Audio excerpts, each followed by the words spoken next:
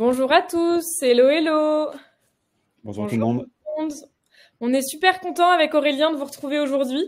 Merci Aurélien d'être avec nous, mais je reviendrai évidemment sur qui est Aurélien et sur pourquoi est-ce qu'on est là un tout petit peu plus tard. Avant de démarrer, de rentrer dans le vif du sujet, on a deux, trois petits éléments à vous partager avec Aurélien. Le premier, c'est qu'on va passer 45 minutes ensemble à peu près pour vraiment revenir sur le sujet de la rédaction des offres d'emploi et vraiment en faire un levier clé pour attirer les bons talents aux bons postes. Évidemment, Aurélien va pas vous partager des théories ou de voilà, ça va vraiment être les retours d'Aurélien. Il y a sûrement de la théorie aussi dedans évidemment, mais pendant les 45 minutes, le but c'est que ça soit la vision d'Aurélien sur ce sujet-là et qu'il puisse vous partager ses 10 conseils clés. Alors maintenant que j'ai dit ça, notre objectif avec Aurélien, c'est que ces 45 minutes et ces 10 conseils clés soient vraiment concrets pour vous et très applicables. Donc vous n'hésitez pas à toujours écrire dans le chat. Vous allez voir en bas de votre écran, vous avez un chat où vous pouvez poser toutes vos questions parce que ça nous aide, Aurélien et moi, à vraiment axer ces 45 minutes sur vous, votre situation, pour que ça puisse répondre à vos questions, à vos interrogations. Donc vous n'hésitez pas à toujours commenter ou poser vos questions dans le chat. Voilà, je vais peut-être aussi un petit peu vous expliquer pourquoi est-ce qu'on se retrouve là finalement. Donc merci déjà à tous d'être avec nous pendant ces 45 minutes presque sur la pause déj. Mais finalement, pourquoi est-ce qu'on organise cet événement et on est qui chez Lyon? Donc Lyon a été créé en 2016. On est l'école de l'ère entrepreneuriale, donc pas pour les entrepreneurs, mais pour qu'on soit tous entreprenants dans notre vie professionnelle. Donc l'objectif, grosso modo, c'est de remettre l'apprentissage au cœur de notre vie professionnelle pour grandir, rencontrer des gens, découvrir, ne pas stagner et être plus épanoui dans sa vie professionnelle parce qu'on grandit, parce qu'on prend confiance en soi, parce qu'on va découvrir des nouveaux métiers ou des nouvelles façons de faire. Je vais pas tout vous expliquer de tous les programmes différents, mais il y en a pas mal de programmes différents chez Lyon. Donc, si vous avez d'autres questions, vous n'hésitez pas, à me contacter. Je serais ravie d'en parler avec vous. Juste pour revenir un petit peu, grosso modo, nous, on accompagne toutes les personnes qui ont envie de monter en compétence sur des métiers ou des thématiques qui sont liées au digital. Et dans ces différents programmes, on a évidemment un programme qui n'est pas que lié au digital. C'est là où, évidemment, je suis en train de vous embrouiller parce que je vous dis un peu des choses contraires, mais restez avec moi. On a un programme Team Leader qui est à destination de toutes les personnes qui sont des managers ou qui sont des managers en devenir pour booster les compétences managériales. On aborde plein de thématiques différentes et dans cette formation, on aborde notamment la partie de recrutement et de l'onboarding. Et alors là, on a 1001 questions à chaque fois. Et donc, je me suis dit que ça serait méga intéressant d'avoir un événement où on reprend un petit peu les grandes consignes, les grands conseils qu'on peut avoir pour rédiger au mieux ces offres d'emploi parce que ça prend un temps fou et que en fait avec les conseils d'Aurélien qui en a vu passer qui a conseillé plein de personnes, ça va être beaucoup plus agréable et plus simple pour nous tous en sachant que ça peut à la fois être quand on est recruteur, donc on va préparer ces offres d'emploi pour des personnes dans notre entreprise ou à la fois en tant que manager. Nous typiquement chez Maria Schools, chaque manager va rédiger ses offres d'emploi et donc moi j'ai ma double casquette à la fois, je me suis même pas présentée, mais ça va pas ce matin. Donc moi, je m'appelle Joséphine, je suis en charge de la pédagogie des écoles de Maria Schools, dont Lyon fait partie. Maria Schools, c'est un campus d'école. Lyon est la première école. Je vais pas vous expliquer exactement toutes les autres écoles, parce qu'aujourd'hui, je sais que vous êtes là pour un sujet très précis, qui n'est pas moi, mais qui est Aurélien, qui est ses conseils. Mais voilà, si vous avez des questions, encore une fois, vous n'hésitez pas. Mais donc, moi, j'ai à la fois aujourd'hui la casquette de moi, Joséphine, qui travaille chez Maria et donc pour Lyon, mais aussi moi, Joséphine, en tant que manager et en tant que personne qui recrute dans mes équipes aussi, parce que franchement, c'est super compliqué à chaque fois. Moi, je me pose toujours 1000 questions de est-ce que mon titre est bien, est-ce que mon offre, elle est trop longue, trop courte, trop détaillée, pas assez, est-ce qu'on tutoie, est-ce qu'on vous voit, enfin bon, tous ces éléments-là. Donc, je suis plus que ravie d'être avec toi aujourd'hui, Aurélien. Ce que je vous propose, avant de laisser la parole à Aurélien, mais promis, ça arrive, c'est que vous puissiez vous présenter. Dites-nous qui vous êtes.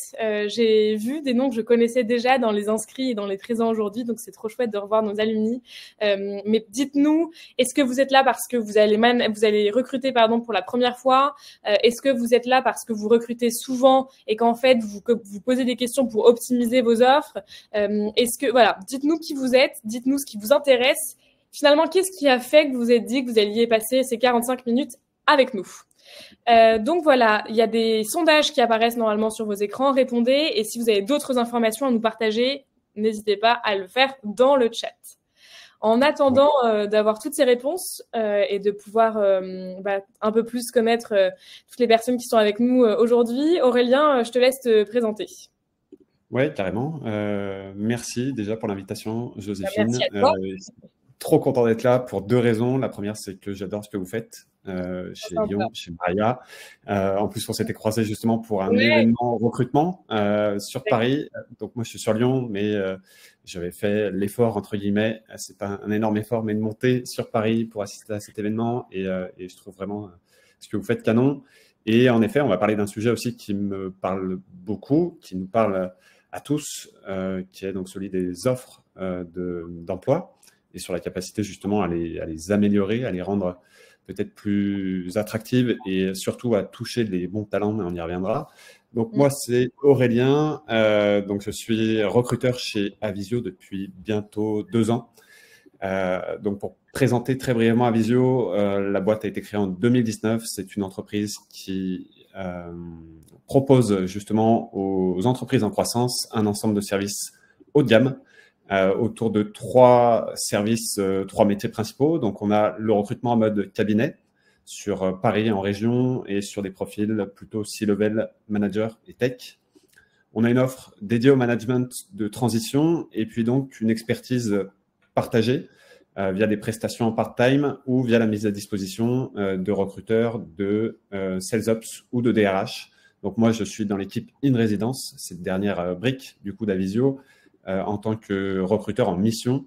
Je suis actuellement donc en mission chez BPCE IT, l'entité production informatique du groupe BPCE, donc une entité de 1650 collaborateurs aujourd'hui. Et donc, j'ai pour projet en effet d'accompagner cette entité sur leur plan de recrutement. Donc, c'est assez ambitieux. Et au travers de mon parcours, donc moi, j'ai 6-7 ans d'expérience en recrutement, une première vie en communication, du coup, une dizaine d'années en com. J'ai bifurqué pour ce métier-là. Et donc, j'ai fait le choix, on va dire, de vraiment travailler sur cette expertise métier, sur ce métier du recrutement qui se développe très fortement. Je n'ai pas vraiment d'appétence pour un profil plus qu'un autre. Je ne suis pas spécialisé tech, industrie, etc. J'ai vraiment touché sur ces 7 ans d'expérience à plusieurs domaines. Et c'est ce qui m'emmène aujourd'hui, du coup, à parler de tout ça avec vous et à rentrer dans le vif du sujet. Trop bien. Merci. Voilà, donc on a voulu présenter. Pardon. Non, pardon, vas-y, je t'entends plus, vas-y, pardon. Non, on a voulu en effet cette présentation avec Joséphine la plus ouverte possible. Hein, donc n'hésitez pas, si vous avez des questions, Joséphine aura le plaisir de me les relayer. Du coup, ce sera elle qui se chargera de m'interpeller là-dessus. L'idée de se dérouler, c'est en effet d'aborder tous les gros items que l'on retrouve dans les offres d'emploi. On a en effet une structuration que l'on retrouve habituellement dans ces offres, que l'on va détailler ensemble et sur laquelle on reviendra. Et puis, dans un second temps, on fera aussi peut-être un petit zoom sur quelques offres que j'ai identifiées, des personnes que vous connaissez sans doute pour ceux qui sont issus du monde du recrutement et des exemples qui sont vraiment, je pense, intéressants, voire canons, pour les managers, en effet, qui souhaiteraient travailler et développer le sujet des offres d'emploi et de leur attractivité. Trop bien. Donc, je voulais démarrer par un petit disclaimer, du coup, avant de rentrer en effet dans le vif du sujet. On voit énormément passer de conseils sur LinkedIn, sur ce qu'il ne faut faire, pas faire. Évidemment que là, l'idée, c'est de vous partager ma vision, mais c'est aussi de vous dire en amont que avoir une offre d'emploi qui soit la plus attractive possible, c'est vraiment pas simple du tout. C'est un travail de fond. On sait, pour ceux qui sont issus du métier du recrutement, on a énormément de choses à prioriser, et notamment l'opérationnel, le sourcing qui prend beaucoup de temps, faire avancer nos candidats dans les process, les relances, etc. Et donc, lorsque l'on va sur une volonté d'améliorer tout ce qui peut avoir attrait à la relation candidat, à l'expérience candidat, on creuse évidemment sur ces sujets d'offre d'emploi, mais on est vraiment dans une démarche d'amélioration. C'est peut-être pas le sujet par lequel on va commencer. Et pour autant, l'offre d'emploi, c'est vraiment un sujet clé parce que c'est la porte d'entrée que l'on peut avoir avec nos candidats. C'est le premier contact qu'aura les candidats, les candidates avec votre entreprise. Et c'est aussi, surtout, cette capacité pour vous à peut-être vous faciliter le travail en termes de sélection des candidatures parce que, comme on l'a mis dans le titre, hein, l'idée, c'est d'attirer les bons talents. Et il y a deux termes sur lesquels il faut vraiment avoir, qu'il faut retenir sur ce petit bout de phrase, c'est attirer, évidemment, mais ça, donc, c'est ce qui vous permet en effet d'avoir des candidatures sur les offres que vous allez diffuser. Et en dehors du contenu, il y a évidemment d'autres sujets qui rentrent en considération, comme les canaux que vous allez utiliser pour diffuser votre offre d'emploi, etc. Et puis, évidemment, c'est les bons talents, les meilleurs talents, donc cette capacité à avoir les personnes qui vont coller, du coup, à cette offre d'emploi et non pas toucher tout le monde. Et c'est ce qu'on retrouve malheureusement aujourd'hui beaucoup. Alors, les candidats ont évidemment de plus en plus de facilité à postuler. Et ça se fait très rapidement. Et d'ailleurs, avec l'IA, je pense que ça ne va malheureusement pas s'arranger. Mais malgré tout, l'idée, c'est vraiment d'avoir une offre d'emploi qui soit la plus complète possible pour faire en sorte qu'une personne qui lira votre offre se dira « Tiens, elle est faite pour moi » ou « Tiens, elle n'est pas faite pour moi pour telle et telle raison ». Et ça, vous aurez aussi cette capacité-là justement à permettre aux candidats de se projeter évidemment beaucoup plus facilement si ce sont des candidats qui peuvent vous intéresser. Et de deux, si ces candidats n'ont pas toutes les bons éléments pour pouvoir postuler, en général, ce sont des candidats qui n'iront pas. Et donc, la présélection se fera de manière beaucoup plus simple. Voilà. Donc, pour entrer en effet dans le vif du sujet aujourd'hui, il y a 5 items que je souhaitais couvrir avec vous. Donc, le premier item, c'est la préparation. C'est tout ce qui va en amont, du coup, de la rédaction de votre offre d'emploi. Et puis ensuite, on rentrera dans les items qui sont en lien avec la présentation de votre offre. Donc, la présentation de l'entreprise, le poste à pourvoir, évidemment, le profil recherché, les avantages et le process.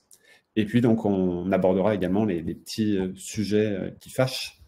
Et donc, là aussi, n'hésitez pas à débattre avec nous si vous n'êtes pas d'accord sur ces sujets-là, mais on y viendra plutôt en seconde partie de webinaire. Est-ce que ça te paraît clair pour l'instant, Joséphine? C'est super clair. C'est top. Eh ben, écoute, on va rentrer dans le détail. Avant juste ton premier conseil, qui est justement, comme tu bossais avant dans la com, comment est-ce que justement ton ancienne vie dans la com t'aide au quotidien à mieux savoir comment rédiger ses offres, à mieux savoir comment les présenter, tu vois, est-ce que tu trouves que ça aujourd'hui, ça t'aide aussi dans la rédaction de ces offres et dans les conseils que tu peux partager? Ouais, carrément. Je pense que ça m'aide en effet peut-être à choisir les bons mots ou peut-être à mieux peser les mots parce que j'ai cette appétence-là de par mon expérience en effet précédente. Je pense qu'il y a énormément de choses qui se font aujourd'hui au travers du copywriting notamment, ces sujets-là qui sont abordés sur comment on essaye de faire passer des idées les plus simplement possibles. Aussi toutes ces questions de storytelling qui sont hyper intéressantes, je pense, aujourd'hui. C'est comment je raconte un peu l'histoire de mon entreprise, comment je la vends. Donc, ce sont deux sujets, deux briques qui m'aident, en effet. Alors, je n'ai pas la prétention de dire que je suis meilleur que les autres sur ces sujets-là, loin de là. Mais en soi, ce sont deux sujets, en effet, qui m'aident à faire en sorte de trouver les bons mots et d'avoir surtout, et je pense que l'intérêt principal est ici, quelque chose de différenciant par rapport aux autres. C'est un vrai sujet aujourd'hui, parce qu'on a l'impression, il suffit d'aller sur Welcome, hein, notamment, Welcome to the Jungle, qui est un job board qui est très en vue, notamment dans l'environnement startup, d'y aller et de consulter quelques offres assez similaires pour se rendre compte que potentiellement, d'une entreprise à une autre, on peut malheureusement avoir la sensation d'avoir quasiment la même offre, alors que ces deux boîtes sont sans doute très différentes sur des sujets de culture, sur des sujets d'objectifs, même sur d'ailleurs peut-être le poste en question. Et pour autant, on peut se rendre compte assez facilement que le travail n'est pas totalement fait. Donc oui, pour te rejoindre, c'est un bon point, c'est une bonne porte d'entrée. Ça ne fait pas tout, hein. J'ai encore pas mal de choses à régler de mon côté. Et on viendra notamment sur les sujets de préparation. Mais ça m'aide aussi pas mal à en effet être assez efficace sur la rédaction de ces offres. Trop bien, merci Aurélien. Voilà. Du coup, ton premier conseil pour nous, c'est quoi? Ouais, alors le premier conseil, il tourne autour de la préparation. Je pense que c'est, et nous on en parle beaucoup côté recrutement, mais ça doit être aussi un des ressentis qui doit être assez présent côté manager, c'est comment je vais préparer du coup un peu ma recette de cuisine pour avoir tous les éléments nécessaires pour construire mon offre et la rendre la plus attractive possible. Donc, il y a l'aspect, en effet, attractivité, mais il y a aussi et surtout l'aspect qu'est-ce que je comprends du poste et comment j'essaie justement de le vendre à de potentiels candidats. Et ça passe par une étape qui est trop souvent encore sous-estimée, notamment côté recruteur, mais aussi manager, comme je le disais, c'est cette fameuse prise de brief. Alors, la prise de brief, c'est une étape qui est essentielle pour permettre au manager déjà d'exprimer son besoin et surtout permettre au recruteur de le comprendre, ce besoin. C'est-à-dire, c'est de savoir… Alors, il y a toute une liste de questions et d'ailleurs, ça fera peut-être aussi partie des petits cadeaux qu'on pourra vous donner en fin de webinaire. Ouais, c'est plutôt cool et c'est bientôt Noël. Donc, des petits cadeaux donc, avec une trame de prise de brief qui vous permet d'avoir une idée, en effet, des questions que vous pouvez vous poser, que ce soit recruteur ou manager, pour avoir la visu la plus claire du poste que vous allez ouvrir et donc potentiellement sur lesquels vous allez travailler ensemble. Et on couvre tout un tas de questions, enfin un certain nombre de questions en lien avec l'importance du poste à recruter, une potentielle priorisation, évidemment, parce que quand on est dans le recrutement ou quand on est manager, on a envie que, évidemment, nos postes avancent le plus vite possible. Sur éventuellement le qui, le comment. Donc vraiment tout ce qui va entourer le poste tel qu'on va le définir, donc les compétences attendues, les compétences importantes de celles qui le sont moins, et ça permet du coup au travers d'un échange notamment avec les managers de se faire une idée de est-ce qu'on part sur un mouton à 5 pattes et potentiellement on va travailler ensemble pour essayer d'enlever quelques pattes ou est-ce que ce poste est spécifique ou pas à l'entreprise, et dans ce cas-là on va aussi côté recrutement pouvoir creuser sur des aspects de sourcing, etc., qui vont permettre de compléter aussi, évidemment, les candidatures qu'on pourra avoir côté entrant, quoi. Et cette prise de brief, justement, à quel point tu la détailles? Tu vois, je le vois dans des entreprises où on est peut-être un peu plus petit, où en fait on se dit j'ai une idée de mon poste, mais en fonction des profils que je vais rencontrer, en fait ça pourrait être une opportunité de pourquoi pas se dire si elle a des appétences énormes en rédaction, on peut peut-être lui rajouter ça. Si par contre ses prises de parole elle aime moins et que c'est moins ce qui la botte, les events on les mettra sous quelqu'un d'autre. Qu'est-ce que t'en penses toi de ça finalement, qui en fait te fait un peu dévier de ta prise de brief, mais qui, quand tu te dis qu'il y a plusieurs options possibles, tu vois, est-ce que dans ta prise de brief, tu définis déjà ton persona idéal? Est-ce que, je sais pas si… Ouais, complètement. C'est vraiment l'idée de définir aujourd'hui la personne adéquate avec, en effet, ce qu'elle est censée complètement maîtriser de ce que potentiellement, comme tu le disais, elle maîtrisera peut-être moins. Et à ce moment-là, ça nécessitera en effet un recrutement supplémentaire, une organisation différente dans l'entreprise, etc. Mais dans l'idée, il faut évidemment dissocier les compétences qui vont être importantes, nécessaires, obligatoires pour occuper le poste, des compétences qui le seront moins, pour avoir du coup la meilleure idée possible du profil attendu, et donc de sa seniorité, donc de sa capacité à être aussi accompagné dans l'équipe. Il y a aussi le pourquoi du recrutement qui rentre évidemment en jeu aussi. Et puis aussi, c'est des choses qu'on va voir par la suite, mais les évolutions qui seront possibles liées à ce poste-là. C'est-à-dire que si demain, en effet, je recrute quelqu'un qui est censé, à court, moyen terme, monter son propre service ou sa propre équipe, j'aurai nécessairement un niveau de seniorité et des attendus qui seront un peu plus élevés que si cette personne restait au niveau de contributeur individuel et qu'il allait du coup travailler avec un manager déjà au sein de l'entreprise. Donc, c'est vraiment important de couvrir toutes les différentes questions. Alors, c'est pas le sujet. Je pense qu'on pourrait tout à fait faire un autre webinaire sur la prise de brief et sur le niveau de détail qu'on pourrait lui accorder. C'est pas tant ça le sujet aujourd'hui. Donc, je vous partagerai en effet ce petit cadeau, cette trame sur laquelle on a travaillé avec Avisio, qui est très utile aujourd'hui dans l'expression des besoins. Mais on verra aujourd'hui que c'est hyper important nécessairement pour construire le poste et puis pour travailler efficacement sur son recrutement et donc sur toutes les phases de sourcing, d'identification et de qualification des candidats. Et on a une question de Ingrid qui est super vraie, mais en plus qui est vraie dans toute la partie du recrutement et pas que dans l'offre, mais c'est vrai dans l'offre aussi. Tu vois, quand on pense à définir les personas, comment est-ce qu'on fait pour qu'on se retire de nos biais et donc limiter un peu la discrimination au maximum? Comment est-ce qu'on fait pour pas tomber dans ce cliché-là, quoi? Alors justement, on fait en sorte de vraiment capitaliser sur tout ce que l'on va pouvoir mesurer tout au long du process de recrutement. C'est-à-dire que, et on le verra aussi dans l'expression du besoin et dans la formalisation de l'offre, l'un des principaux biais que l'on peut retrouver dans un process de recrutement, c'est évidemment de se dire que je recherche quelqu'un de telle école, parce que potentiellement, j'ai déjà des collaborateurs de cette école-là ou de ce niveau de diplôme qui font bien leur travail. Donc, nécessairement, j'aimerais avoir quelques clones avec ce même type de profil. Ou typiquement, j'aimerais avoir un collaborateur qui a déjà travaillé dans telle boîte, dans telle entreprise. Ça ne veut pas pour autant dire, même si bien souvent, en effet, ce sont des profils qui sont plutôt intéressants, je dirais, et qui ont en effet une expérience assez forte à faire valoir. Ça ne veut pas pour autant dire que ces profils qui sont passés dans des boîtes assez shiny vont forcément pouvoir vraiment s'adapter voilà, à votre environnement et à ce que vous allez rechercher. Donc, c'est en effet le point le plus important, c'est quelles sont les compétences et quels sont les soft skills, du coup, le savoir-être que je vais pouvoir mesurer dans mon process, tout au long de mon process, pour faire en sorte de recruter la bonne personne et non pas uniquement le bon diplôme ou la bonne expérience. Et ça, C'est tu difficile à penses faire. que c'est important dans les offres de justement de tu vois, on pourrait dire, nous, les personnes qui connaissent ou qui ont déjà bossé dans tel type de boîte, genre en start-up ou en grand groupe ou en n'importe, enfin, tu vois, dans ces éléments-là, c'est un plus pour nous. Est-ce que tu penses que c'est une bonne chose de préciser ce genre d'éléments? Est-ce qu'au contraire, ça va faire peur à des gens qui ne l'ont pas forcément fait alors qu'ils pourraient apprendre et s'adapter? C'est quoi ta position là-dessus?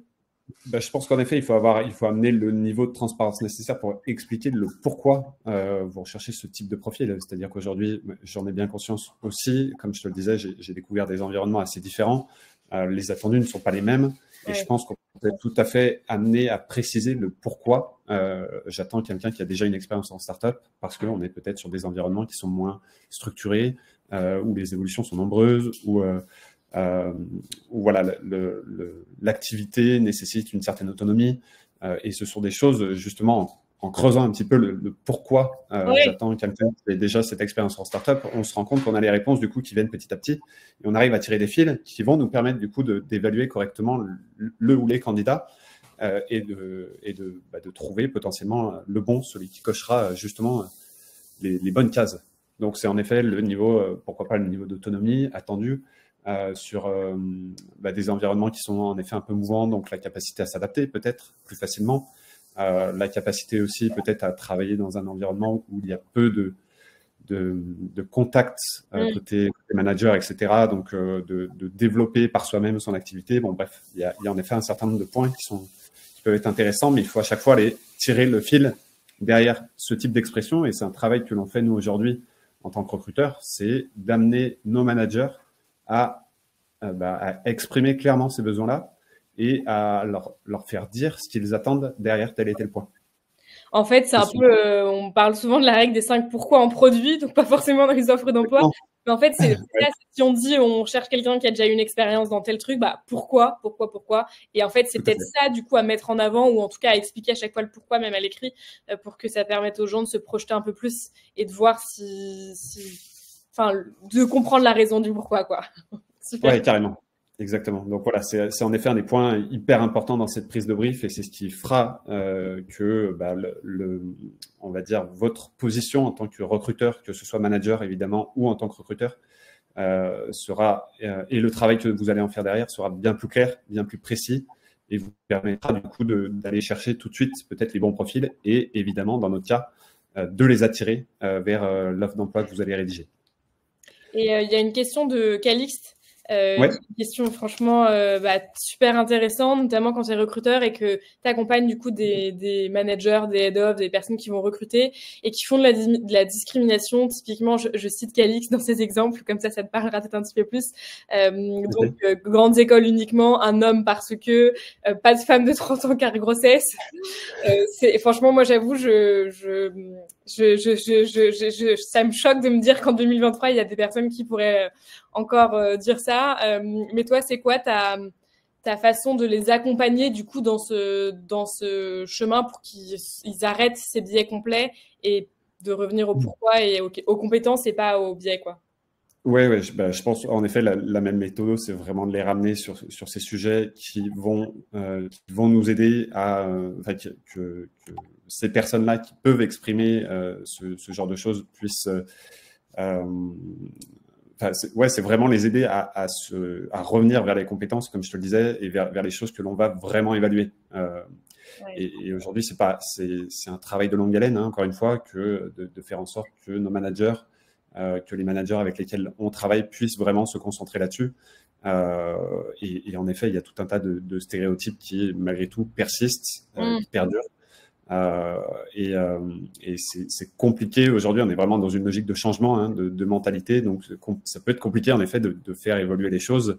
Mais nous, en tant que recruteurs et en tant que prestataires, du coup, recruteurs en mission, on peut faire passer ce type de message un peu plus facilement, évidemment. Et donc, l'idée, c'est en effet de les emmener uniquement vers ce que l'on va pouvoir identifier, analyser, pour faire en sorte que notre process soit une réussite malgré tout. Super clair, merci beaucoup Aurélien. Ton deuxième conseil, si je dis pas de bêtises, porte sur le titre, c'est ça? Ouais, exactement. Alors ça va en effet avec cette idée de préparation, mais je pense que c'est aussi très important de soigner le choix de son intitulé de poste, parce que aujourd'hui on se rend compte qu'on a beaucoup d'intitulés de poste, hein, et des intitulés de poste qui sont parfois spécifiques d'ailleurs aux startups. Tu l'évoquais, Joséphine. Je pense qu'il y a il y a eu peut-être à un moment donné une idée de se dire on va peut-être mettre des noms un peu plus ronflants, on va utiliser des termes un peu shiny, des choses qui brillent un peu, qui nous font sortir un peu de l'ordinaire, etc. Je pense que c'est pas du tout le bon endroit pour le faire. Si vous voulez le tester, vous pourrez le faire dans le cadre d'autres, peut-être de vos posts LinkedIn ou que sais-je, mais pas du tout au niveau d'une offre d'emploi, parce que évidemment, dans ce cadre-là, il faut se mettre à la place de vos candidats, et vos candidats, ils cherchent simplement l'intitulé du poste pour lequel ils ont envie de postuler et donc d'être recrutés. Donc, j'ai un petit template assez simple, si vous voulez, pour vous éviter de partir sur des sujets qui peuvent être assez exubérants. C'est le titre du poste, potentiellement la spécificité du métier. Si par exemple je recrute des développeurs ou des développeuses, on sera plutôt sur le type de techno. Si je recrute un commercial, ça sera plutôt le type de business, si c'est du B2B, du B2C. Potentiellement une expérience également, si c'est quelqu'un de junior, si le poste est ouvert à des profils juniors ou si on attend une première expérience, donc on pourra indiquer, confirmer. Et puis évidemment le petit sigle homme-femme qui se met par défaut sur pas mal de job boards aujourd'hui, mais pour lequel c'est un point évidemment important pour ouvrir aussi ce poste à l'intégralité des profils. Donc voilà, c'est un petit peu ce conseil-là. Aujourd'hui, moi, j'utilise un petit outil qui s'appelle Parcinator, qu'on partagera aussi, je pense, en fin de webinaire aux participants. Donc, c'est un outil qui vous permet d'avoir toutes les déclinaisons liées à un seul intitulé de métier, et pour pouvoir vous aider à creuser du coup sur quel est l'intitulé de poste que je vais pouvoir donner à ce métier en fonction du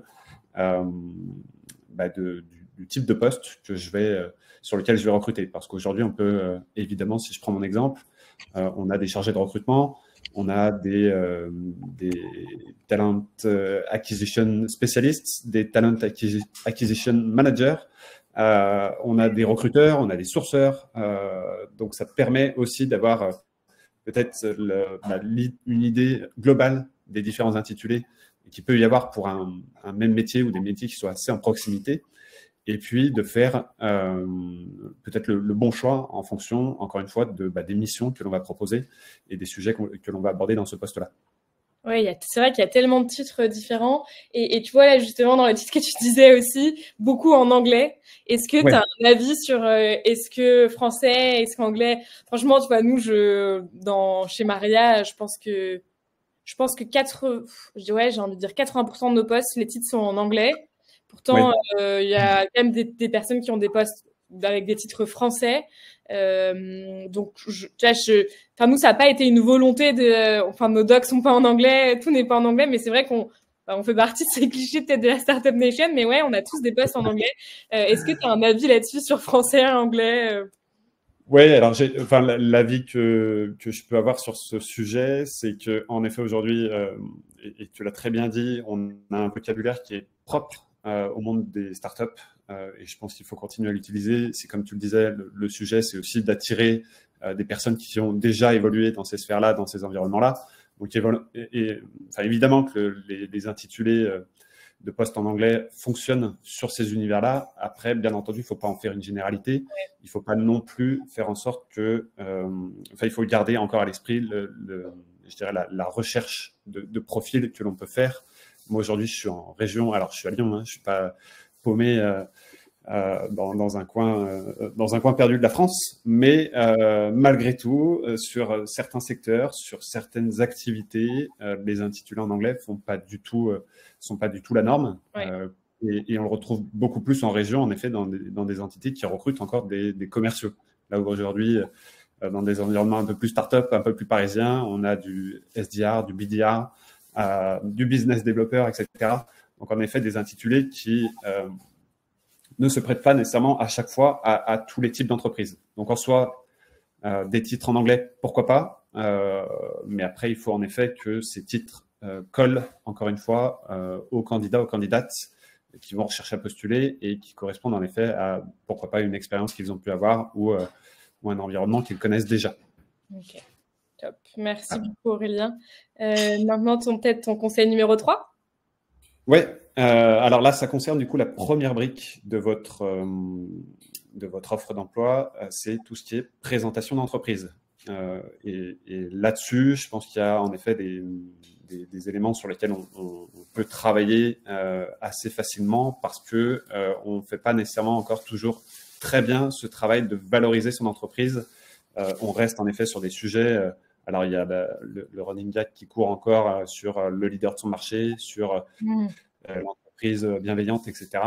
Je pense qu'on a en effet tout un travail à faire pour faire en sorte que ce petit pavé-là soit vraiment le descriptif qui corresponde à une entreprise, la vôtre en l'occurrence, et ne soit pas propre à 95% des entreprises que l'on peut trouver.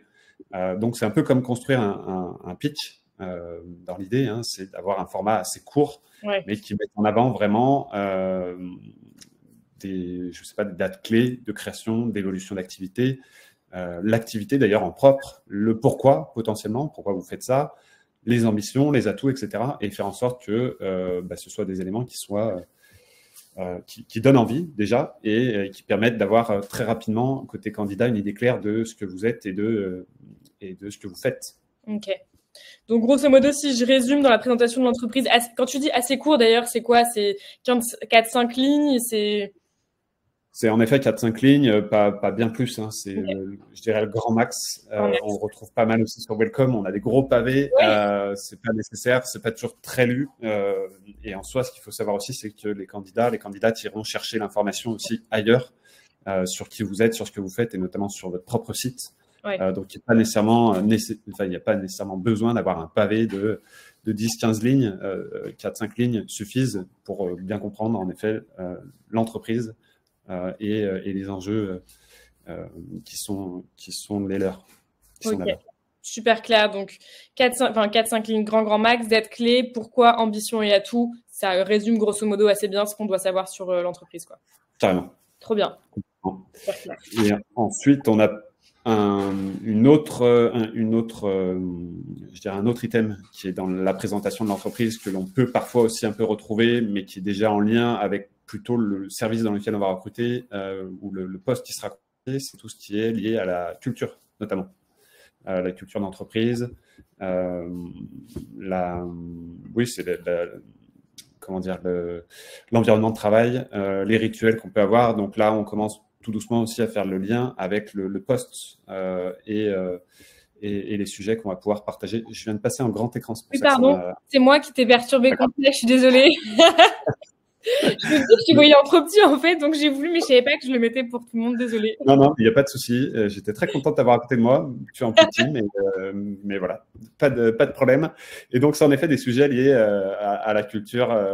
je préfère comme ça, mais peu importe, à la culture d'entreprise, voilà, les rituels, enfin l'environnement de travail qu'on va pouvoir proposer et déjà rentrer un peu dans le vif du sujet. Et ça, pour toi, on le met dès le début. Tu vois, il y a pas mal de gens, donc on met la boîte, la présentation de la boîte, la présentation du poste, du profil recherché, et qui mettent à la fin, si tu nous rejoins, voilà ce que tu trouveras, et qui mettent là la partie culture de l'entreprise un peu plus. Selon toi, est-ce que ça se met à la fin? Est-ce que ça se met après la présentation de la boîte? Tu le situes où à peu près dans ton offre d'emploi? Alors, tout dépend en effet de ce qu'on a à proposer, je dirais. Si la présentation de l'entreprise peut être complétée avec une idée un peu globale de l'environnement de travail, je le mettrais plutôt en effet dans cette partie-là. Okay. Après, si ça fait figure vraiment davantage, entre guillemets, et d'éléments qui peuvent être assez différenciants, en effet, je le mettrais peut-être un peu plus bas justement dans cette fameuse rubrique avantages ou éléments à valoriser. D'accord. Et à retenir sur l'entreprise. Donc, quand je parle de culture, de rituel, c'est vraiment, je dirais, des éléments qui vont venir apporter aussi une compréhension peut-être de l'entreprise et de son ambition et de la direction qu'elle veut prendre, de la manière dont les collaborateurs se comportent en interne, etc. On est peut-être moins, en effet, sur une rubrique plus orientée avantage en expliquant qu'on fait un off-site par mois, par an, expliquant voilà, des choses qui ont attrait peut-être en effet à des avantages, plus qu'à une présentation d'entreprise. D'accord. Super clair. Voilà. Ok, top. Et donc, du coup, ça nous amène tout doucement sur le troisième item, qui est celui du poste à pourvoir. Et je pense que c'est celui-ci où il y a en effet le plus de travail à faire aujourd'hui dans l'expression, dans la présentation de cet item, de ce bloc.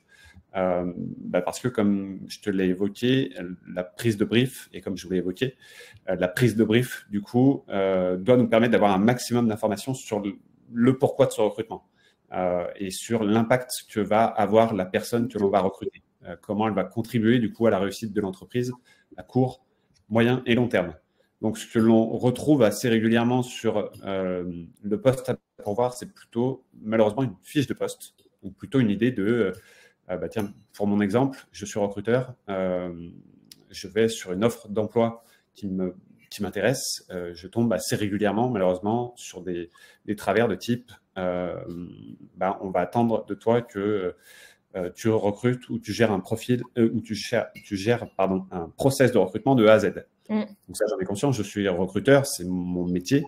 Donc, quelque part, il n'y a pas de vraie plus-value à comprendre ce que je vais apporter du coup dans cette entreprise et quel sera mon impact. Je sais que je vais recruter, évidemment, mais quel type de profil, quels sont les attendus? Est-ce que je vais devoir en recruter 10 sur un an ou 20 sur un mois? Est-ce que les attendus sont assez forts en termes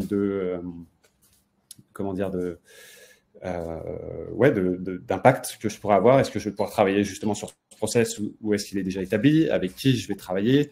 Il y a tout un tas d'éléments que l'on ne trouve pas nécessairement dans ce cadre-là et qui, à mon sens, doit vraiment être creusé aussi pour offrir la meilleure projection possible aux candidats, aux candidates qui souhaiteraient postuler. Est-ce que je suis assez clair sur ce sujet-là? Ouais, moi tu me parais très clair, il n'y a pas de questions dans le chat, donc c'est parfait. Donc, je t'ai donné en effet un exemple de mon côté, mais je pense que c'est valable en effet pour tous les types de postes, évidemment. C'est de fixer, je dirais, des objectifs et d'être assez clair aussi sur la manière dont on va réussir ensemble. C'est-à-dire, comme je te l'évoquais, si je reprends mon exemple en tant que recruteur, je vais devoir recruter peut-être 10 postes en 6 mois et ça sera mon principal objectif. Et derrière, en effet, on va attendre de moi que je travaille sur l'amélioration des process, que je travaille sur des aspects de marque employeur, potentiellement sur des questions de grille de rémunération, enfin voilà, sur d'autres sujets en effet qui viendront compléter mon scope. Mais aujourd'hui, évidemment, à mon niveau ou au niveau de tout recruteur, si on me dit il va falloir que tu recrutes 10 personnes sur l'année, par contre, tu vas bosser sur plein d'autres sujets. Et à l'inverse, si on me dit qu'il va falloir que je recrute 200 personnes sur l'année, sans pour autant bosser sur d'autres sujets, tu peux déjà assez aisément te faire une idée de ce qui t'attend et donc d'avoir un tri de potentiellement j'y vais pas parce que ça me correspond ou ça me correspond pas. Voilà, donc pour ceux qui aiment le recrutement volumique, allez, c'est un go. Pour ceux qui l'aiment moins, en effet, on ira peut-être sur d'autres types d'offres avec un apport un peu plus stratégique. Ok. Voilà. Donc on chiffre un petit peu, je suppose pas partout, mais dans certaines missions, c'est important de chiffrer un petit peu les attentes dans la job description pour que la personne puisse se projeter ou non et se rendre compte du pourcentage de quelle tâche va te prendre beaucoup plus de temps, etc. quoi. Ouais, complètement. Okay. Tu vois, de la même manière, en fait, très grossièrement, je dirais, pour un commercial ou pour un job de développeur, est-ce qu'il va falloir que je vende 10 produits par mois ou est-ce qu'il faut que je vende un seul produit par an, mais par contre, j'ai un produit très spécifique qui coûte très cher et il va falloir que la stratégie du coup appliquée pour vendre ce produit sera complètement différente. Et donc, je sais que je vais m'adresser à des candidats, des profils qui seront forcément très différents. Donc, je vais pouvoir ensuite décliner sur les attendus en termes de compétences et en termes de soft skills, notamment parce que forcément, sur ce poste à pourvoir, on peut avoir 2 postes de commerciaux, 2 postes de recruteurs avec des conditions de réussite très différentes et donc des profils nécessairement qui seront différents, profils recherchés qui seront différents, quoi. Voilà. Donc, c'est important aussi d'avoir une idée peut-être d'ailleurs des évolutions à prévoir, des perspectives d'évolution. Si j'arrive en effet dans une entreprise qui est en train de se structurer, qu'on me dit il va falloir que tu recrutes 10, 15, 20 personnes, mais que demain, tu peux prendre un rôle de manager dans cette équipe-là, c'est aussi peut-être différent justement que de se dire j'ai une équipe qui est déjà structurée, je vais devoir faire autant de recrutement, mais dans une équipe qui ne me permettra peut-être pas nécessairement d'évoluer parce qu'on est dans un environnement qui est plus cadré avec ton manager qui sera cette personne-là et tes collègues qui seront cette personne-là. Et donc, tu vas pouvoir en effet, là encore, te projeter différemment et surtout avoir des attendus différents sur le profil que tu vas rechercher. Et ça, les perspectives d'évolution, tu les mets directement dans ton offre d'emploi? Tu peux les mettre si tu les as. Ouais. C'est plutôt du long terme, hein, évidemment, pour beaucoup. Enfin, du long terme, on peut se projeter assez vite. Mais si tu les as, évidemment, ça peut être un plus. Ouais. Et encore une fois, tu peux attirer des profils qui ont envie de ça, qui ont cette attente-là. Trop bien. Et je pense que c'est un point qui peut être assez différenciant et donc valorisant pour ton offre. C'est vrai que nous, je crois qu'on l'a jamais mis. On le dit, tu vois, à certains entretiens, quand la personne, enfin, tu vois, au premier entretien, un peu pour que la personne puisse se projeter. Mais c'est vrai que j'ai jamais pensé à l'écrire. Trop bien. Voilà. Donc, si ça peut aider, écoute. Je vois qu'il est déjà 45. Je ne sais pas si c'est ou pas. Ouais. Voilà, on va déborder un peu. Pour ceux qui nous connaissent, c'est vrai que j'ai du mal. De toute façon, on déborde souvent un petit peu. Et en fait, je t'ai posé trop de questions au début, mais c'était très intéressant. Mais je te laisse passer à la suite. Ouais. J'espère qu'on se retrouvera pas que tous les deux à la fin. Non, mais on n'est pas encore seuls. Bon, on va avancer. Alors, du coup, sur l'item suivant, c'est le profil recherché. Et là aussi, avec le poste à pourvoir, je pense que c'est sans doute l'un des blocs les plus importants dans votre offre d'emploi. Parce que là encore, on se base peut-être un peu trop souvent sur finalement les mêmes sujets, les mêmes attentes, alors que justement toute la phase de prise de brief doit nous aider à apporter des distinctions et à affiner justement ce profil recherché pour que le candidat qui arrive sur cette offre se reconnaisse ou pas dans l'offre. Je pense que tu as déjà dû le voir, mais on distingue dans de plus en plus d'offres, et c'est tant mieux, des critères obligatoires, enfin des compétences ou des éléments obligatoires, donc les must-have, des optionnels. On en a parlé tout à l'heure, Joséphine, les nice-to-have. Donc, c'est de se dire aujourd'hui quelles sont les compétences que l'entreprise attend absolument, impérativement, pour occuper le poste. Et c'est un point qui est je pense, hyper important, et c'est pas pour autant un fourre-tout. Encore une fois, il faut qu'il y ait peut-être 2, 3 compétences bien identifiées. Alors, des compétences techniques, majoritairement, tu le retrouves ici pour se dire si potentiellement, je vais reprendre un exemple, en tant que recruteur, le must-have, si tu veux travailler dans une entreprise qui se développe à l'international, c'est de parler anglais. Ouais. Si tu parles pas l'anglais, pour le coup, c'est même pas la peine de postuler parce que tu te retrouves dans un environnement international et que cette offre n'est pas pour toi. Pareil pour les métiers de la tech, hein. Si tu es développeur et que tu ne maîtrises pas tel framework, tel langage, avec tel et tel niveau d'attendu, tu peux toujours candidater potentiellement, mais voilà, potentiellement, il vaut mieux pas y aller parce que tu sais que ça ne sera pas pour toi non plus. Donc, c'est vraiment cette distinction entre les compétences, les connaissances attendues, obligatoires, je dirais, et puis celles qui sont potentiellement optionnelles et qui feraient de toi un super profil pour l'entreprise, qu'il faut s'efforcer de distinguer. Et encore une fois, plus que les diplômes ou les années d'expérience, qui aujourd'hui, à mon sens, ne veulent pas forcément dire grand-chose, si ce n'est qu'on tombe en effet dans des biais que l'on peut retrouver assez facilement encore et dans beaucoup d'offres, à se dire, bah, tiens, potentiellement, pour moi, les meilleurs profils, ce sont ceux qui sortent de telle école et pas les autres, quoi. Alors que si on creuse côté compétences, moi, de par mon expérience, j'ai vu des profils reconvertis qui avaient des compétences techniques peut-être même plus solides que certains profils qui sortaient justement de certaines grandes écoles. Carrément. Bah, surtout que, en fait, on dit tellement aussi que tu apprends sur le terrain, que c'est tes expériences qui vont faire quitter et pas forcément. Alors oui, ça peut t'aider à savoir à peu près les types de sujets qui vont l'avoir intéressé ou quel background un peu la personne est là, mais c'est vrai que c'est quand même dingue cette histoire.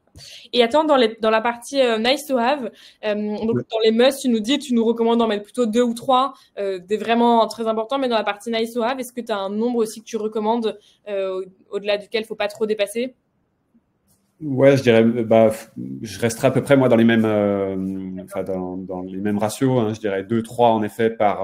On peut aller grand max, je dirais jusqu'à 4, 5 des deux côtés. Après, comme je te le disais aussi au tout début, ce sont autant d'éléments que tu vas devoir évaluer tout au long de ton process. C'est-à-dire qu'aujourd'hui, au plus tu vas mettre forcément des compétences requises, au plus tu vas faire en sorte que ton process s'adapte à l'évaluation de ces compétences attendues. Et donc, tu peux prendre le risque potentiellement d'avoir un process qui soit un peu plus long que les autres, avec plus d'étapes, parce qu'il va falloir que tu passes, je sais pas, un premier test technique, puis ensuite potentiellement un cas pratique, pour pouvoir avoir une visu, en tout cas pour ce qui concerne les hard skills, donc les compétences techniques, avoir la visu la plus large possible des éléments que tu attends. Donc, c'est en effet, je dirais pour la moyenne des offres, sur des profils qui ne demandent pas un niveau de seniorité très fort, on peut attendre 2, 3, voire 4 compétences un peu clés, plus autant de soft skills, je dirais, en parallèle. Et là encore, sur la partie soft skills, il faut aussi aller creuser sur des sujets qui sont pas que l'on peut potentiellement aller évaluer en entretien. Et notamment dans le cadre de questions des entretiens structurés, en tout cas de questions ouvertes qui permettent au candidat de présenter des retours d'expérience qu'il a pu avoir, des retours d'expérience concrets qui nous font dire que potentiellement ça peut être quelqu'un en effet d'autonome, d'adaptable, etc. Ouais. Parce que dynamique aujourd'hui, ça n'apporte pas grand-chose. On est d'accord, on est un peu tous dynamiques de manière générale. On n'a pas nécessairement envie de bosser avec quelqu'un qui ne l'est pas nécessairement. Donc, je recherche quelqu'un de dynamique en soi, peu importe.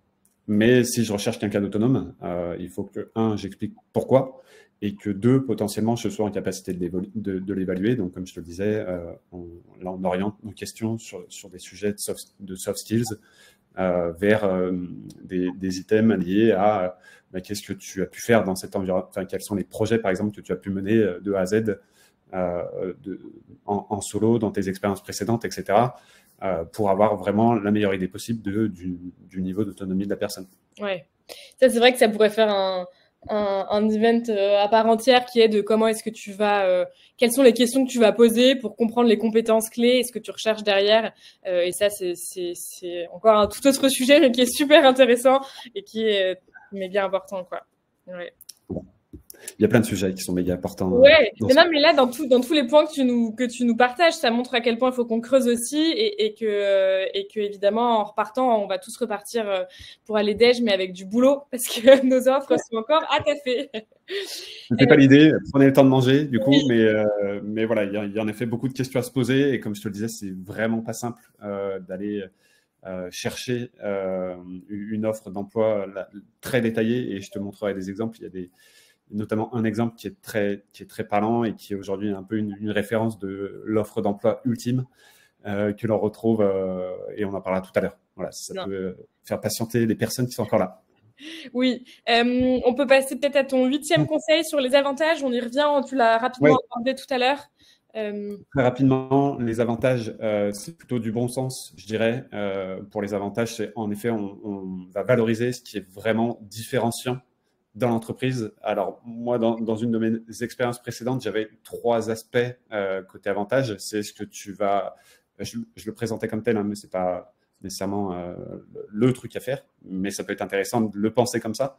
C'est qu'est-ce que tu retrouveras chez nous de manière globale que tu peux potentiellement retrouver ailleurs.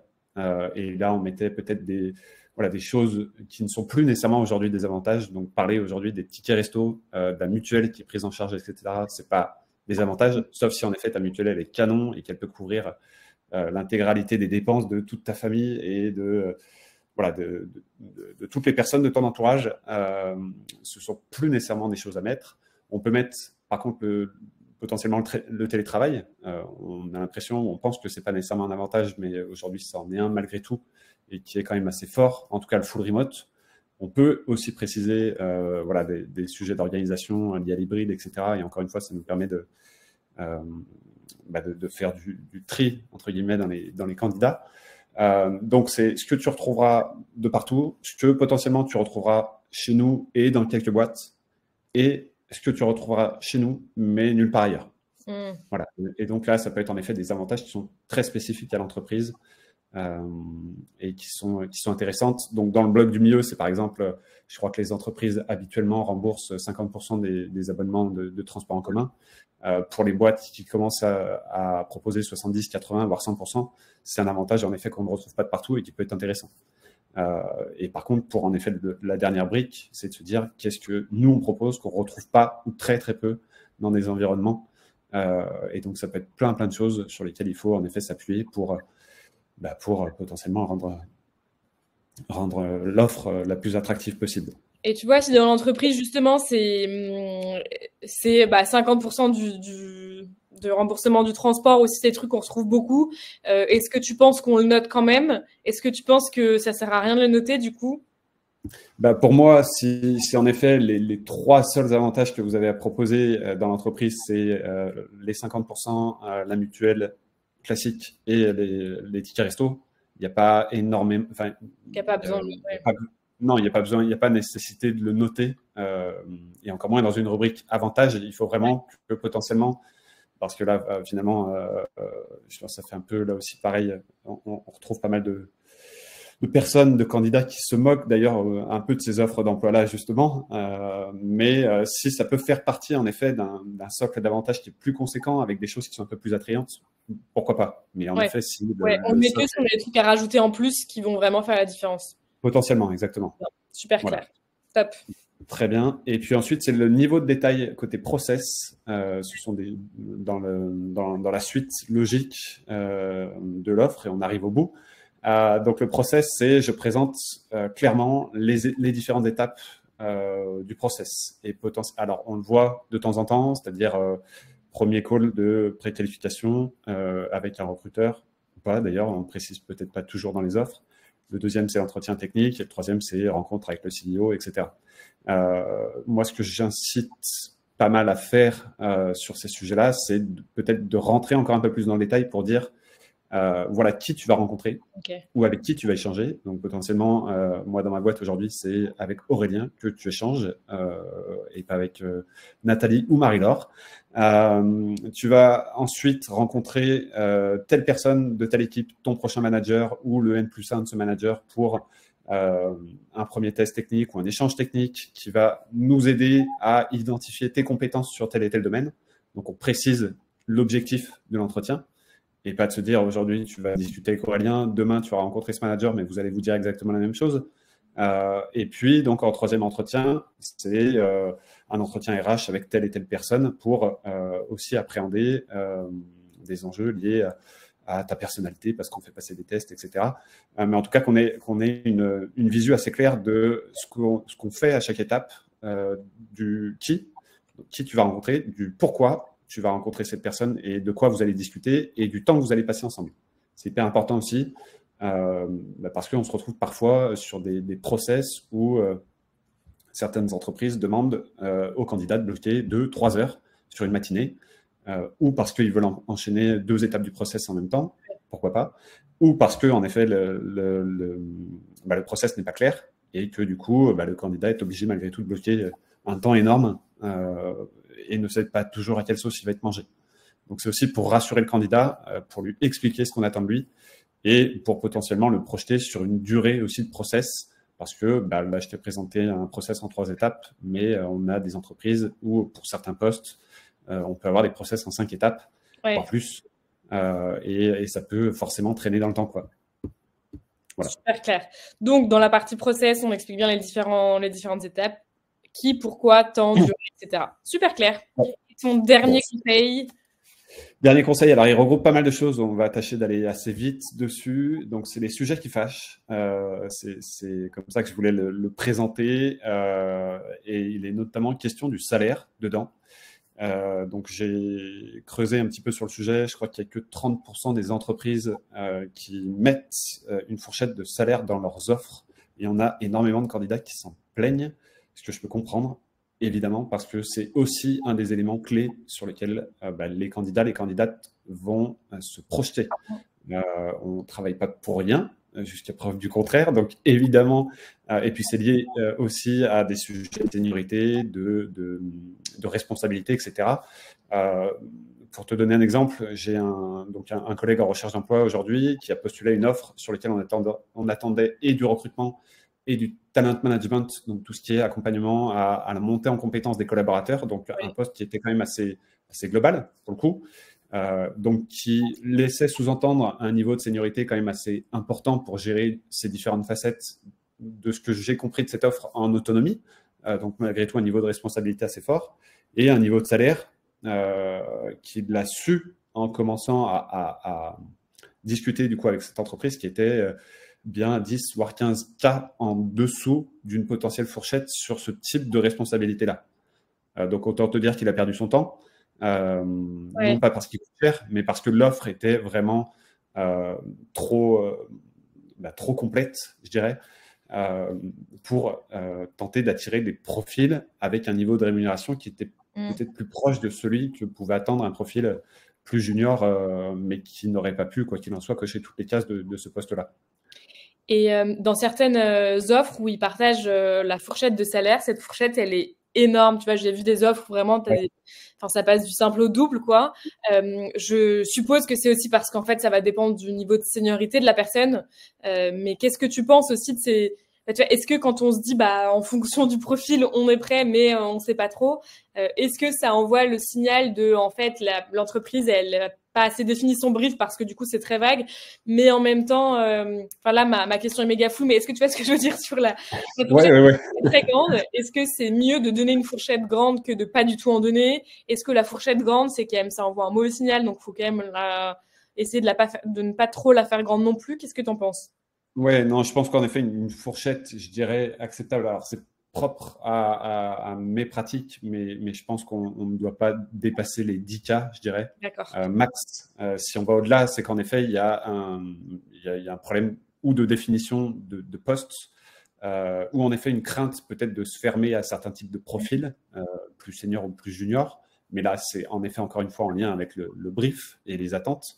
Ou, en effet, et là j'insiste aussi pas mal dessus, c'est que c'est pas toujours évident pour le recruteur, voire pour le manager, de projeter une annonce avec un niveau de rémunération, parce que ça nécessite aussi tout un travail qui est fait en interne sur justement la définition de ces grilles-là. Et c'est dire aujourd'hui, c'est aussi un travail en parallèle à mener avec les RH notamment, etc., mais pas que.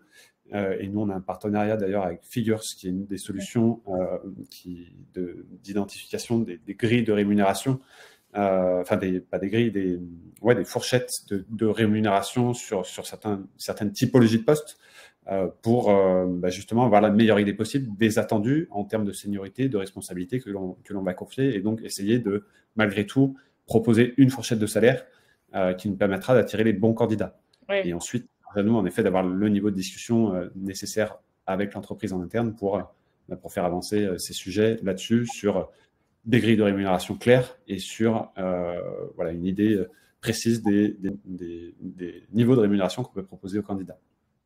Super clair. Trop bien. Voilà. Je vous ai mis dans le chat le lien de figure si jamais ça vous intéresse. Mais de toutes les façons, je vous ai pas prévenu au début, mais on vous enverra un mail récap et Aurélien vous a dit qu'il vous partagerait ses cadeaux et ils seront mis dans ce lien récap avec aussi les 10 conseils que Aurélien vous a partagés. Vous avez dû nous voir noter. On a aussi une personne qui est avec nous dans cette event qui est là pour tout prendre en note pour que vous puissiez être le plus connecté avec nous et avoir en même temps toutes les bonnes notes à la fin. Merci beaucoup Aurélien. Je sais aussi que tu voulais nous partager une offre. Comme il est déjà plus de 13 heures, ce que je te propose, c'est qu'on la partage mail récap. Comme ça vous permet d'avoir un exemple très concret, très précis de tous les éléments que Aurélien vous a partagés pour vous dire ah ouais, c'est vrai que en fait dans tout ce qu'il nous a dit, là je le retrouve complètement sur cette offre et ça peut vous aider aussi pour mieux comprendre tout ce qui nous a été partagé. Ça te va, Aurélien? Ouais, très bien, parfait. Je vais te partager du coup une offre qui a été rédigée par Nathalie Pro, qui est aujourd'hui un de mes contacts sur Nantes, du coup, qui travaille chez Collectif Énergie. Donc, très brièvement, pour échanger au sujet de cette note, elle a rédigé un premier paragraphe. Alors, une présentation de l'entreprise, mais qui est voilà, très, très simple, du coup, en 2 lignes. Pour comprendre ce qu'ils font. Un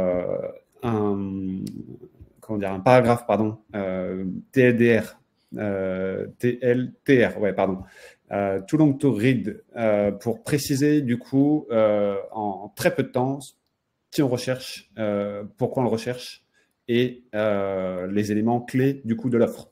Donc ça, c'est un paragraphe aussi qu'on peut retrouver sur certaines offres, qui me paraissait intéressant de vous présenter. On peut démarrer tout de suite avec un résumé très basique de l'offre pour dire, bah voilà, aujourd'hui c'est ça, ça et ça, des points, des bullet points un peu impactants. Et si demain si tu veux rentrer dans le détail, tu peux descendre plus bas pour avoir un maximum de détails. Mais là, tu as à peu près tout ce qu'il te faut pour savoir si tu es la bonne personne ou pas. Et puis donc le descriptif plus complet. Si je devais potentiellement trouver un petit point négatif entre guillemets, mais vraiment parce qu'il le faut, c'est qu'il y a beaucoup de bullet points sur cette offre, mais c'est aussi peut-être lié à ce que nous permet ou pas LinkedIn en termes de présentation, et c'est aussi un point important pour valoriser tout ça. Mais donc il y a l'émission que tu auras au quotidien. Donc là, le parti pris en effet de tutoyer son candidat parce qu'on est dans un environnement plutôt je dirais, start-up, et c'est un peu la culture de son entreprise. Vous l'avez vu un peu plus haut aussi, il y a un fonctionnement assez spécifique, mais hyper intéressant. L'équipe avec laquelle on travaille, avec laquelle tu peux travailler, pardon. Les outils que tu utilises, donc ça, c'est hyper intéressant aussi pour permettre aux candidats de se projeter, c'est se dire si, en effet, j'ai déjà utilisé les 3-4 outils qu'elle présente, je suis potentiellement parmi les bons candidats. Et puis, les qualités, compétences qu'elle va venir analyser, alors plutôt les soft skills dans un premier temps, et sur la partie très technique de ce poste-là, qui est un poste d'ingénieur pricing et responsable de compte. Donc, on est quand même sur un poste assez spécifique. On a besoin de connaissances techniques, pricing et marché assez poussées, avec potentiellement une recherche liée à des typologies d'acteurs et des expériences en particulier. Donc, courtier en énergie ou chez un fournisseur. Et puis donc des avantages. Donc, elle a mis les principaux avantages en premier sur le fait que justement les responsabilités sur ce poste-là peuvent rapidement évoluer. On en parlait tout à l'heure. Le fonctionnement en holacratie. Donc, c'est de l'autonomie, de la liberté. Donc, c'est dans l'idée, en tout cas, de travailler dans un environnement assez libre. Et puis ensuite, on retrouve des avantages beaucoup plus classiques, je dirais, qu'elle a rajoutés parce que ces 2 premiers points sont les plus importants en termes de présentation. Et puis l'autre offre, si tu me laisses encore quelques secondes pour vous la présenter, c'est une offre de Shirley, qui est agent de carrière. Voilà, c'est quelqu'un qui est très connu, très identifié, notamment par les développeurs, les développeuses, parce que c'est quelqu'un qui, c'est un peu la Élise Lucet, on va dire, de l'offre d'emploi. Elle va te passer l'environnement au peigne fin. Donc, c'est quelqu'un qui met en relation des développeurs avec des entreprises. Donc, elle travaille en freelance, du coup. Et elle a pris le parti de se dire que les développeurs ont besoin d'énormément d'infos pour pouvoir se projeter sur les offres en question. Et donc là, tu as simplement une idée, simplement la table des matières de ce qu'elle va analyser dans l'offre. Donc, tu vois le contexte du recrutement, l'entreprise que tu vas rejoindre, l'organisation, le profil attendu, la rémunération, l'environnement de travail et les plus et les moins du projet. Avec en effet une offre d'emploi qui n'est même plus une offre, c'est quasiment un livre. Ah ouais, mais c'est vraiment... Ouais. Et encore, celle-ci, c'est pas la plus longue, je crois. Mais il y en a d'autres. Et par contre, elle détaille tout. Ouais. Et c'est ce qui fait qu'aujourd'hui, elle, de son côté, elle travaille avec un certain nombre d'entreprises qui ont en effet un niveau de maturité nécessaire pour avoir ce détail-là et surtout le partager. Et ensuite, évidemment, qu'elle travaille avec de très bons développeurs dans son réseau, enfin des développeurs et qu'elle est très connue parce que c'est très largement apprécié de savoir pour les développeurs et les développeuses où est-ce que tu vas mettre les pieds. Et donc, il y a énormément de choses que je vous fais passer très rapidement, mais voilà, avec une cible de salaire qui est très précise. Des classiques qui ne sont pas hyper différenciants ici, mais l'offre est tellement conséquente que forcément, ça n'est qu'une partie anecdotique, je dirais, de tout le travail qu'elle fait aujourd'hui pour valoriser des environnements de travail, quoi. Trop bien. Merci de nous avoir partagé ces deux offres. Merci Aurélien d'avoir pris cette heure avec nous et merci à vous tous d'être connectés encore avec nous. Personne n'est parti, même si on a beaucoup débordé, mais c'était super intéressant. Vous recevrez d'ici quelques jours tous les détails de ces 10 conseils, plus tous les liens et les cadeaux promis par Aurélien aussi qui vont clairement bien nous aider. Un grand merci Aurélien. C'était trop chouette de t'avoir avec nous et de repartir avec ces 10 points clés. Et franchement, moi, ça me donne bien envie de revoir nos différentes offres chez Maria. Donc, c'est cool de repartir avec du concret et de repartir avec des grandes pistes aussi. Moi, je reviens beaucoup sur le pourquoi. Je pense qu'on fait peut-être pas assez. On oublie un peu peut-être cette partie-là quand on rédige l'offre. Et c'est vrai que par moment, moi, je me dis qu'il faut que ça soit plutôt assez court et concis. Et en même temps, si on détaille pas assez, bref, tous les points que tu nous as partagés, trop intéressants. Et moi, ça m'a mis plein d'idées dans la tête. Donc, merci encore. Tu peux voir dans le chat plein de merci aussi des personnes qui sont encore avec nous. Donc, trop chouette. Je vous souhaite à tous un très bon déjeuner. Et puis, n'hésitez pas à nous suivre. On organise souvent différents événements. Et si jamais, en tant que manager, vous posez aussi des questions et que vous avez envie de repartir avec d'autres billes, n'hésitez pas à me contacter aussi pour le programme Team Leader. Notre prochaine promo démarre en février. Et c'est des personnes comme Aurélien qui partagent leur expérience, leur quotidien, leur vision, à la fois dans ce qui a marché et pas marché, et à chaque thématique, il y a une différente personne. Donc voilà, ça peut vous donner aussi des billes pour revoir un petit peu votre organisation et vos façons de faire, comme aujourd'hui on vient de le faire sur la partie rédaction de l'offre. Merci encore Aurélien, très bonne journée. Merci à toi Joséphine. À très vite. Ciao.